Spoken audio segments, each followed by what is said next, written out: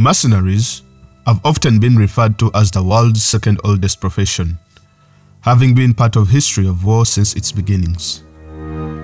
The word mercenary comes from a Latin word mercis, meaning wages or pay. Mercenaries were often used throughout the decolonization and the Cold War period in Africa. In the 1960s, Irish troops that were part of the first UN peacekeeping mission in the DRC were besieged in the mining town of Jodoville by Katangese militias led by the infamous mercenary Bob Denard. Denard went on to lead one of the longest mercenary careers during Francophilic policy of Jacques Foccart. As early as the 1980s, former Libyan leader Muammar Gaddafi recruited young Tuaregs from Mali and Niger to join his Islamic Legion. He later disbanded them and integrated them into special units of the Libyan army after ill-fated military adventures in Lebanon, Chad, and Sudan. In the late 1990s, President Joseph Mobutu used several mercenaries in addition to European ones to battle against rebels supporting Laurent Désiré Kabila, who himself had the backing of some armies in the region. However, Executive Outcomes, a South African mercenary company, changed the entire field in the business of mercenaries and how they operate, creating a business model that is still emulated by modern mercenary groups today. Their sophistication and ability to diversify the business are some of the reasons they succeeded where others failed. Their military expertise and success was unquestioned. It was the only private company that fielded an integrated battalion-size force, ending conflicts where the UN peacekeepers failed. This is the story of Executive Outcomes.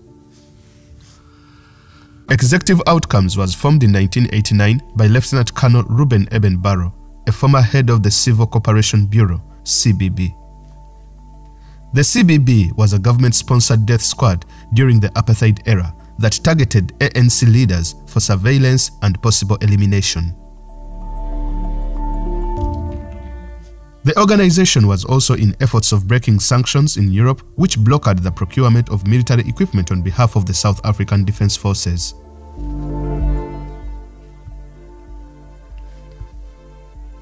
The rise of Executive Outcomes can be attributed to mainly two factors. One, the South African Defense Force was looking at broad cuts in its personnel. African National Congress, under its leader Nelson Mandela, demanded that the then South African President Frederick William de Klerk dismantle some of the South African and the Southwest African Special Forces units, such as the 32nd Battalion, the Reconnaissance Commandos, Parachute Brigade, paramilitaries, and the Corvettes. With many of the soldiers out of work and redundant, this provided a vast recruitment ground for Eben Barrow to form his mercenary company. In fact, the recruitment of ex-soldiers was tolerated by senior leaders of the ANC, who believed that it would remove from South Africa several personnel who might have a destabilizing effect on the forthcoming multiracial elections. In addition, they recruited from ANC military wings of the Mkuto Wesizwe and the Azanian People's Liberation Army. At its peak, EO employed over 2,000 former South African Defense Force soldiers. Soldiers were rewarded with attractive financial benefits. The average salary per soldier was $3,500 per month, with top helicopter pilots and country commanders earning about $7,500. Literally, they were paying more than any other national army on the continent.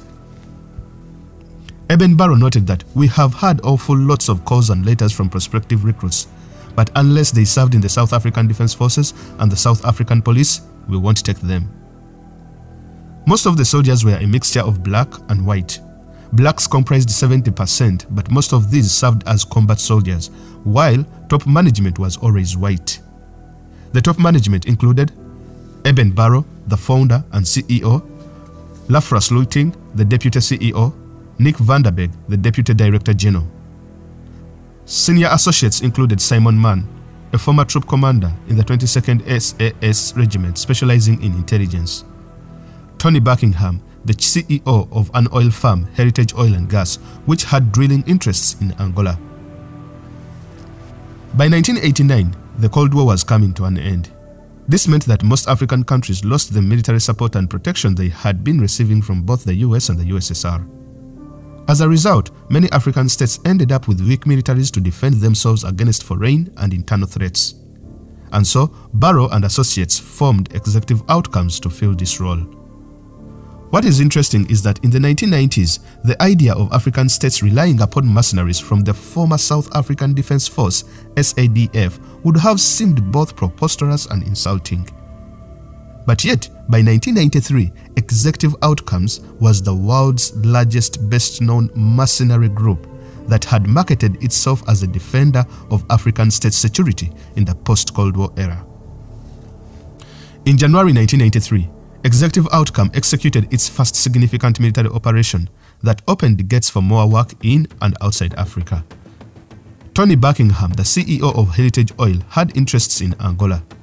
However, his interests were threatened by the UNITA rebels, who had captured 80% of the country. So, he reached out to Eben Barrow to recruit a force for admission against the UNITA rebels. The operation was to capture and defend valuable oil tanks at Kafekwena and Soyo, which had been overrun by the UNITA rebel troops belonging to Jonas Savimbi. UNITA and the MPLA had been fighting for a while, since the Cold War era. At the time, Savimbi was supported by the US, while Dos Santos was supported by the Soviets. In 1991, they signed a peace agreement between themselves, which resulted in the September 1992 elections. Savimbi rejected the elections after initial results showed the MPLA to be winning. He immediately returned to fighting and soon controlled 80% of Angola's countryside.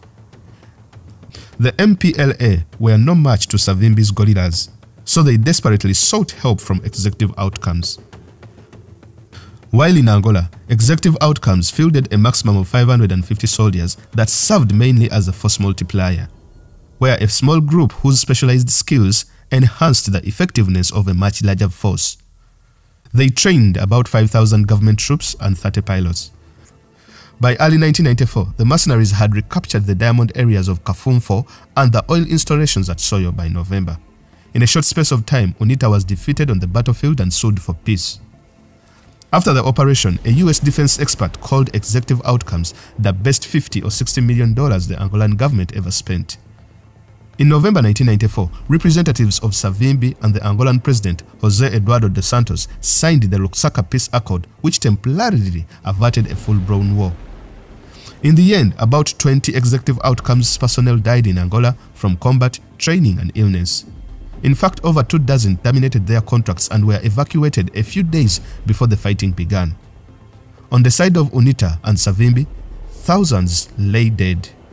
Savimbi said, "This is the biggest loss UNITA has ever faced." The Angolan government, under pressure from the UN and the US, were forced to terminate EO's contract. The mercenaries were replaced by a UN peacekeeping force known as the United Nations Angola Verification Mission, UNAVEM. Shortly thereafter, Angola returned to war. Executive Outcomes' 2.5-year contract with the Angolan government earned the company over $40 million and several lucrative oil and diamond concessions. This gave the company necessary capital and the wartime opportunity to establish itself as a powerful corporate mercenary army. Between 1993 and 1995, Executive Outcomes adopted several aggressive corporate strategies intended to expand, diversify, and reincarnate itself as a full-fledged private army. First, Barrow registered the company in both UK and South Africa in 1994. Alongside EO, he also set up a holding company called the Strategic Resources Corporation, SRC, which was also registered in South Africa in 1995. SRC included a web of companies like Saracen, Ibis Air, Branch Mining, The Explorer, Gemini Video Productions, among others. In order to attain more clients and improve its image, they launched a robust international media campaign. In 1994, they began conducting media tours of their operations in Angola, hosting many domestic and international media groups, including CNN, Sky, and the BBC. For marketing, promotional brochures and a corporate video produced by the in-house facility, Gemini Video Productions, were distributed to journalists to use in their reports. In the process, Barrow and Executive Outcomes were established as experts in the private war business, and the media attention they received helped sell EO as a global military brand and the best-known transnational mercenary firm in history. As a mercenary force, Executive Outcomes grew in size and operational capabilities. Its stock of military hardware and personnel increased. It is during this time that Simon Mann also left the company to start his new mercenary firm called Sandline International, which would later subcontract jobs for EO in Papua New Guinea.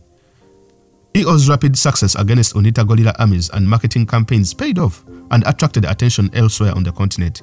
This time, Sierra Leone, a country found in the western part of Africa.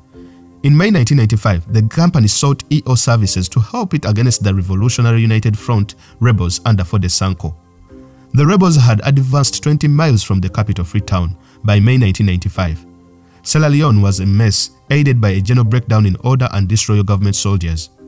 1.5 million out of a population of 4 million people had become refugees, and at least 15,000 had been killed since 1992.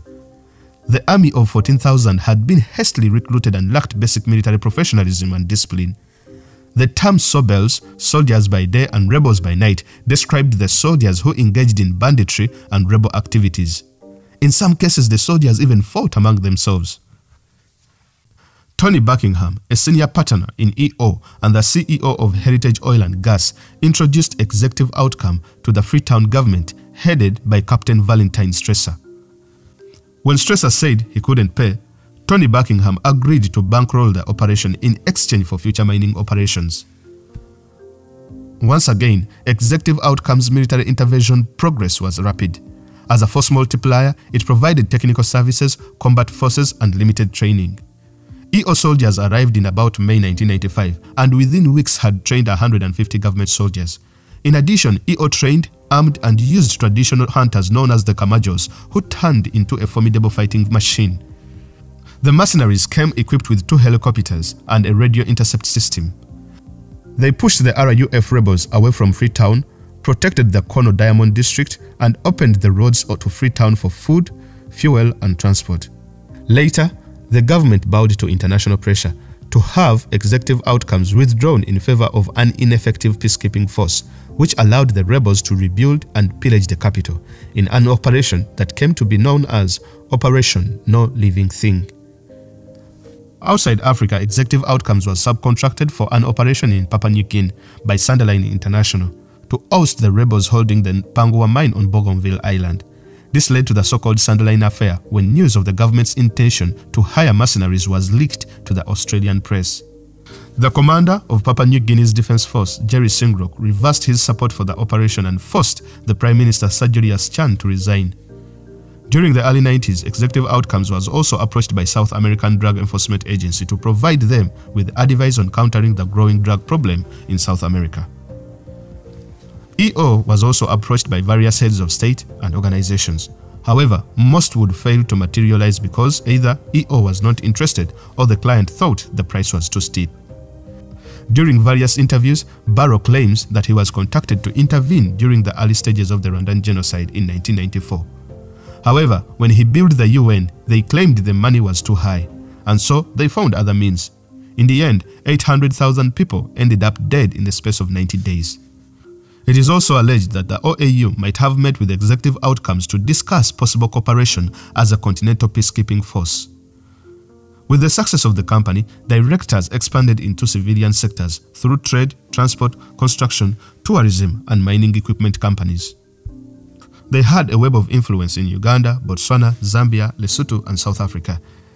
They provided protection for gold and oil prospecting operations in Uganda and secured a training contract with the government. It has been reported that Executive Outcomes had links with more than 30 countries, most of them in Africa. This enabled the company to take part and acquire civilian contracts through their civilian fronts. In addition, the company heads also acted as local brokers for large transnational corporations wanting to secure contracts in construction, aviation, telecommunication, and mining sectors. As a result, Executive Outcomes was a vastly transformed organization by the beginning of 1996 and could no longer be seen simply as an independent military company. Its directors were dominant figures in a web of interconnected companies that shared directors, personnel, contracts, and clients. The success of EO attracted attention from the US, UN, and the World Bank, leading to its downfall in 1997. Though EO had proved itself militarily in Angola and Sierra Leone, by the early 1997 it had not secured international credibility for its operations. It presented a problem to governments wishing to secure financial aid from international bodies like the World Bank and the IMF. Though Barrow described executive outcomes as a PMC or a private military company, he couldn't shake off its mercenary identity in the eyes of the international community. Despite having provided emergency evacuation services to UN staff members and escort services to humanitarian aid organizations in Sierra Leone. A final problem for EO came in 1987, when the ANC government drafted a new legislation to ban mercenarism and regulate foreign military support in South Africa. The legislation made it a must to obtain authorization from the National Conventional Arms Control Committee (NCSCC) for any military or arms-related activities. The penalty for operating without the state's approval was harsh, which could result in the seizure of assets as well as fines in excess of $150,000 or 10 years in jail or both. Publicly, Executive Outcomes welcomed the legislation, stating that it was not a mercenary organization and therefore had nothing to fear. Privately, it sought extensive legal advice. In 1998, Executive Outcomes Board of Directors decided to terminate all operations and close down the company rather than risk prosecution by not conforming to the legislation. After its closure, EO transferred all its operations to a series of aligned companies that included Simon Mann's Sunderland International, that were unfettered by such national legislation. However, on the 7th of March 2004, Simon Mann led a foiled coup against Teodoro Obiang of Equatorial Guinea. He was arrested by Zimbabwean police in Harare Airport en route to Equatorial Guinea along with 64 other mercenaries. He eventually served 3 years for a 4-year prison sentence in Zimbabwe and less than 2 years of a 34 years and 4 months sentence in Equatorial Guinea. When asked about the incident, Barrow said, "Simon Mann is an a-hole, and from my dealings with him, I regard him as incompetent, so I'm not surprised at what happened." In 2006, Barrow opened another company called STEP, Specialized Tasks, Training, Equipment and Protection International, another mercenary organization. Nigerian authorities contracted STEP in 2015 to train a Nigerian unit to find and rescue the kidnapped Kiboko girls. But the mission soon morphed into an aggressive strike force, with STEP personnel participating in combating the Boko Haram. STEP recovered control of major territories in the first few months of 2015, making remarkable gains against the Boko Haram.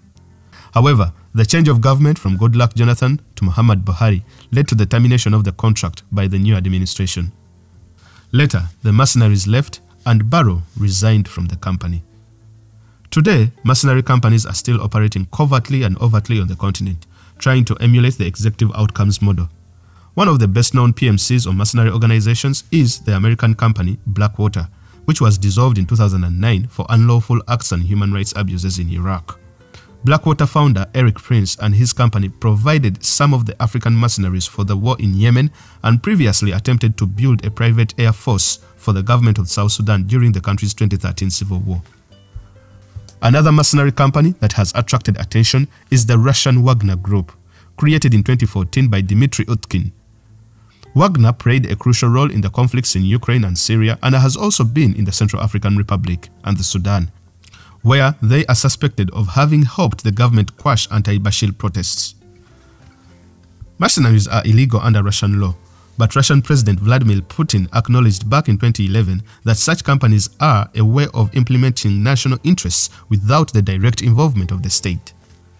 When Wagner intervened in Mozambique in 2019, 10 fighters were captured by ISIS and beheaded. This forced the Kremlin to withdraw all the 200 mercenaries.